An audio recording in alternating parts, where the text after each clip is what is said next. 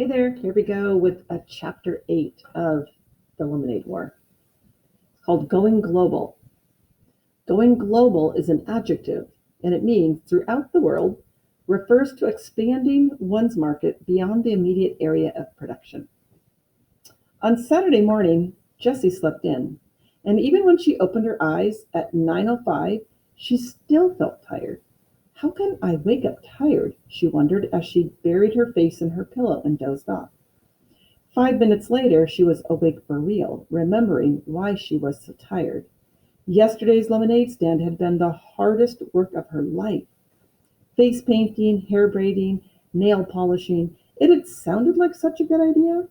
Jessie had been sure that every kid in the neighborhood would line up to buy a cup of lemonade. But that was the problem.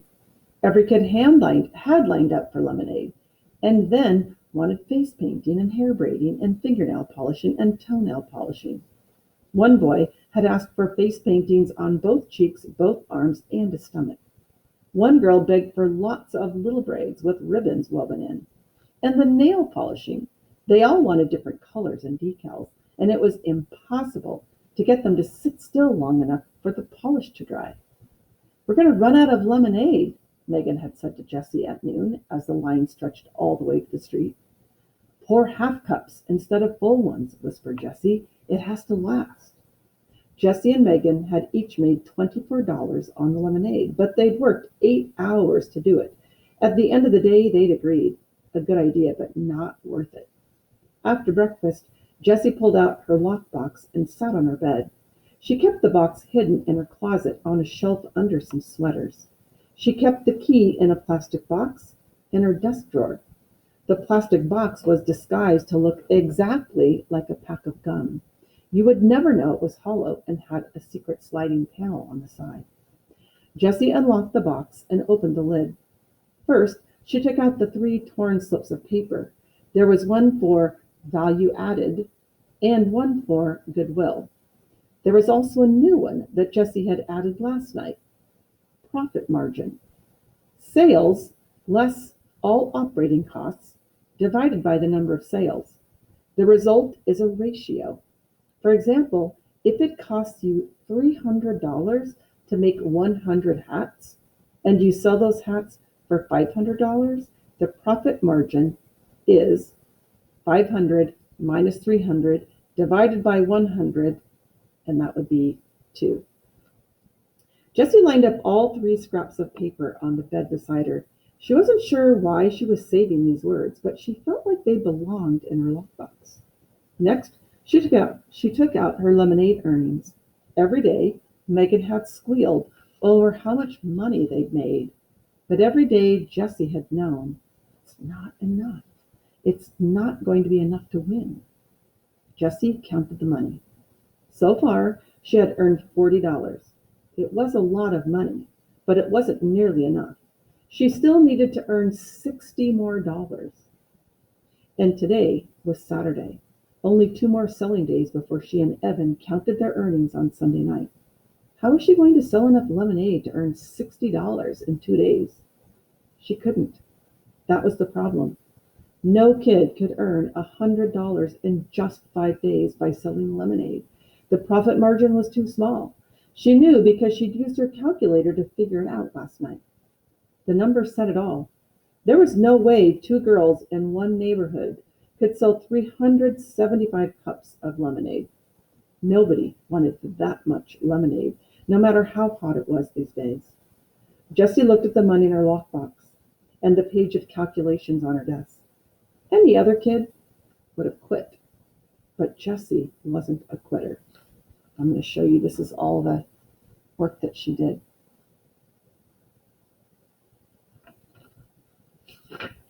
On good days, Jessie's mom called her persistent. On bad days, she told her she just didn't know when enough was enough. Jessie reached for 10 bright ideas to light up your sales. It was on her bedside table, right next to Charlotte's Web. Jessie's hand hovered. She looked longingly at Wilbur and Fern watching Charlotte hanging by a thread. But this was war, and she couldn't stop to read for fun. She grabbed the booklet and opened it to bright idea number 6. An hour later, she had a new scrap of paper stashed in her lockbox and a whole new page of calculations on her desk. It might work. It could work. But she and Megan would have to risk everything. Everything they'd earned over the past 3 days. And Jessie would have to be braver than she had ever been in her whole life. Jessie carried her lockbox and calculations downstairs. She went into the kitchen and pulled down the school directory, scanning the names of all the third grade girls from last year.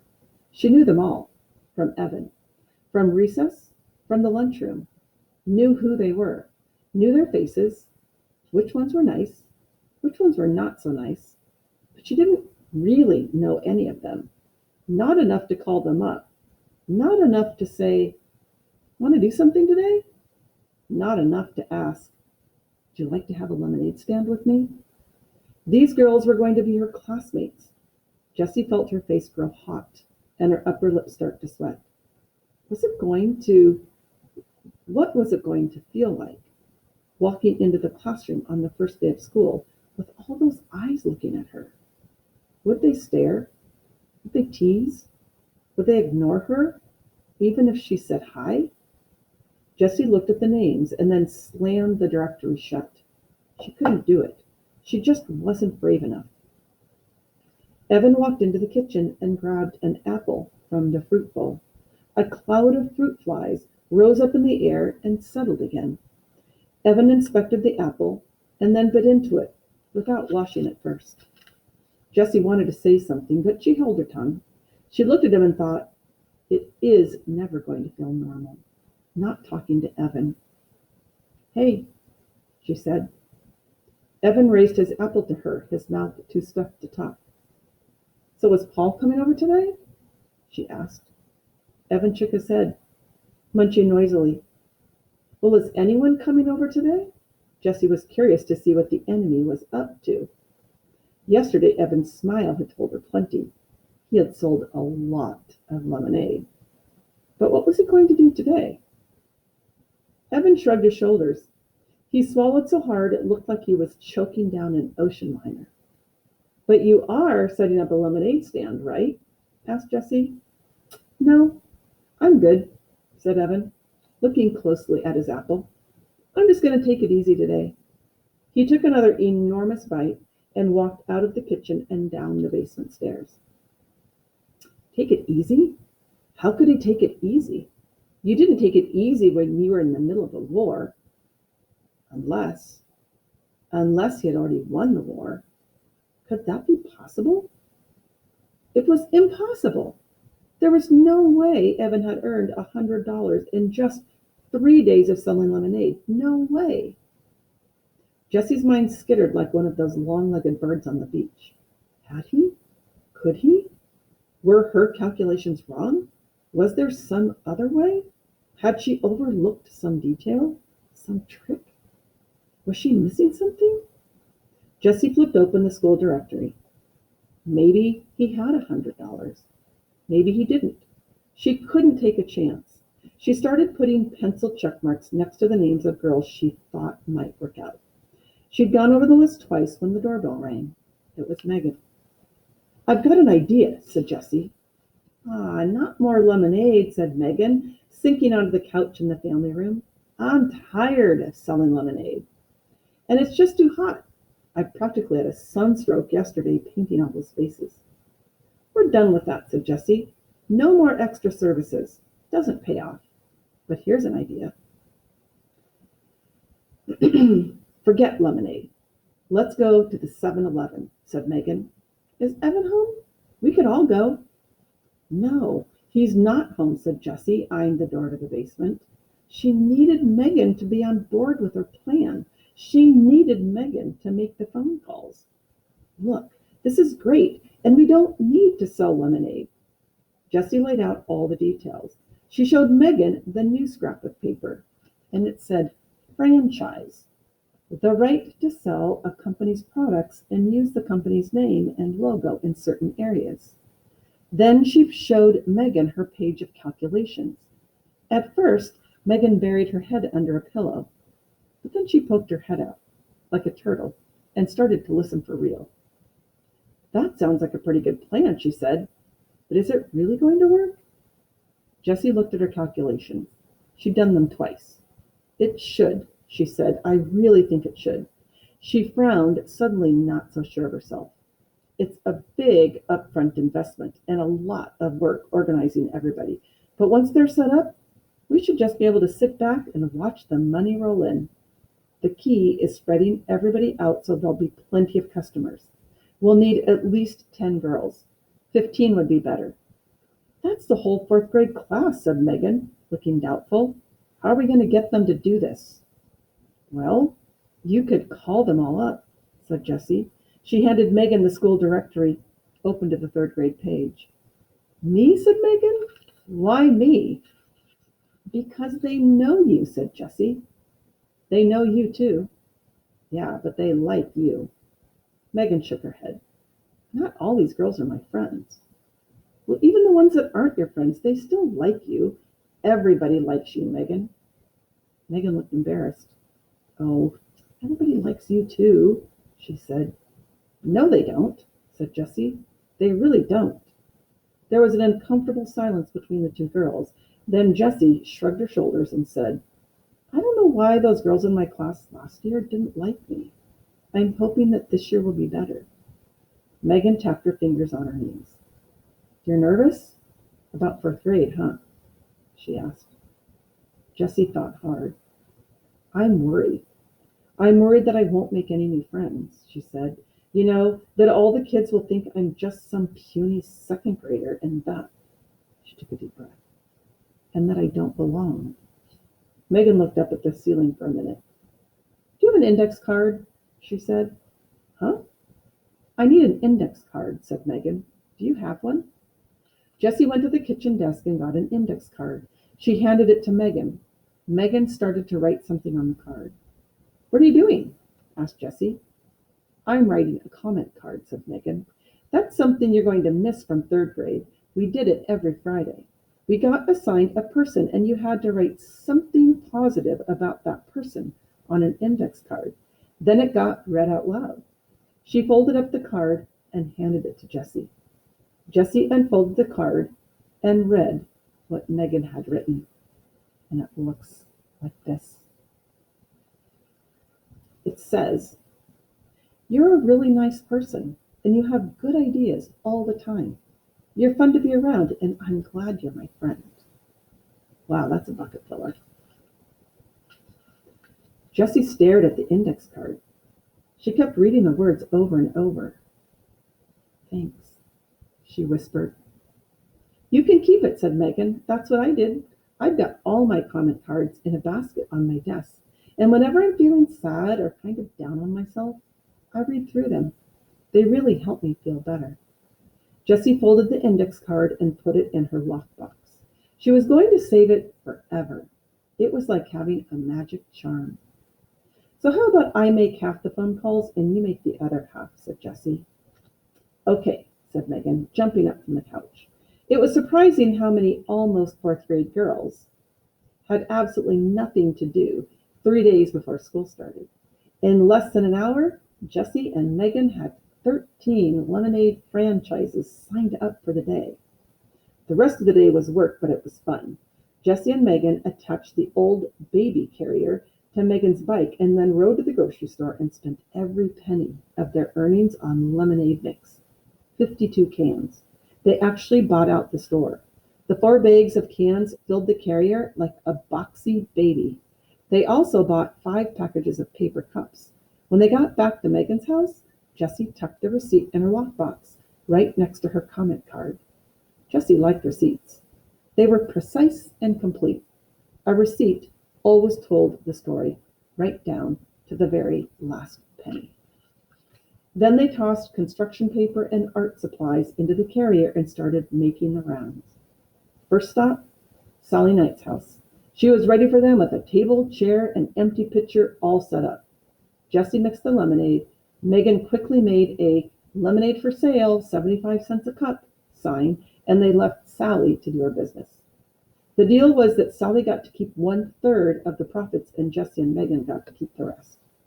After they'd set up all 13 lemonade stands, Each with enough mix to make 4 pitchers of lemonade. Jessie and Megan hung out at Megan's house, baking brownies and watching TV. Then they hopped on their bikes again and made the rounds. Jessie and Megan stopped in front of Sally's house first. The lemonade stand was nowhere to be seen. "What do you think's going on?" asked Megan. Jessie had a bad feeling in her stomach. Something must have gone wrong. They rang the doorbell. Sally came to the door. "Hurry," she said, grabbing their arms and pulling them inside. "My mom goes totally mental when the AC is on and the door is open." "Where's your stand?" asked Jessie, nervously, feeling goosebumps ripple up her arms because of the suddenly cool air. Sally waved her hand. "Done," she said. "I sold out in like half an hour. It's so darn hot. We made $24 besides tips. Do I get to keep the tips?" "Sure," said Jessie. Tips! She'd forgotten about those on her calculations page. Sally handed Jessie some crumpled bills and an avalanche of coins. $8 for Jessie and Megan each. "You want to stay and have some ice cream?" Sally asked. "Okay," said Megan. "And we brought you a thank you brownie, for being part of our team." That had been bright idea number 9. After a bowl of the Moose is Loose ice cream, Jessie and Megan headed out. The story was the same at every girl's house. The lemonade had sold out quickly, and the money just kept rolling in. "I can't believe how much we made. How much was it?" squealed Megan once they got back to their house, or her house. $104 each. "Each!" shouted Jessie. She couldn't stop hopping from one foot to another. "I've never seen so much money in my life." Jessie was already running the numbers in her head, subtracting the $80 that she and Megan had spent on lemonade and cups. Each girl had made a profit of $64. If they increased the number of franchises from 13 to 26, they could each make $128 in one day. If they ran 26 franchises every day of 1 week, they could make $896. Jessie pulled out a piece of paper and scribbled a graph. The sky was the limit. Megan pretended to faint when Jessie showed her the graph. "What are you going to do with your money?" she asked from the floor. "Win the war," thought Jessie. Oops, she couldn't say that to Megan. Megan didn't even know about the lemonade war. After all, Megan liked Evan. Jessie suddenly wondered, if Megan knew about the war, whose side would she be on? All at once, Jessie felt as if Evan were a hawk, circling above, waiting to swoop down and snatch Megan away. Oh, she was so mad at him. He deserved to lose everything. Is $104 enough to win? Wondered Jessie. Surely Evan couldn't have earned more than that. Still, better safe than sorry. She would work all day tomorrow, all day tomorrow, which was Sunday, selling lemonade. "So," said Megan, "what are you going to do with the money?" She was kicking off her sneakers and fanning herself with a magazine. Jessie said, "I'm going to donate all my money to the Animal Rescue League." Megan stopped waving the magazine. "Oh, that is so nice of you. I want to donate my money too." She dropped the magazine and started shoving her money toward Jessie. "Here, give mine to the Animal Rescue League too. On the card, just put both of our names." The money came at her so fast, Jessie didn't know what to say. There it was, $208. $208, all in her hands. She had won. She had really and truly won the lemonade war. "Just promise me one thing," said Megan. "No lemonade stand tomorrow, okay?" "Okay," said Jessie. She didn't need a lemonade stand on Sunday if she had $208 today. "My dad said tomorrow's the last day before the heat breaks," said Megan, "so we're going to the beach for the whole day. Do you want to come?" "Sure," said Jessie. "Maybe Evan wants to come too," said Megan. Jessie shook her head. "No, Evan's busy all day tomorrow. He told me he's got plans." Megan shrugged. "Too bad for him." "Yep," said Jessie, thinking of all that money. "Too bad for him." And that is the end of chapter 8.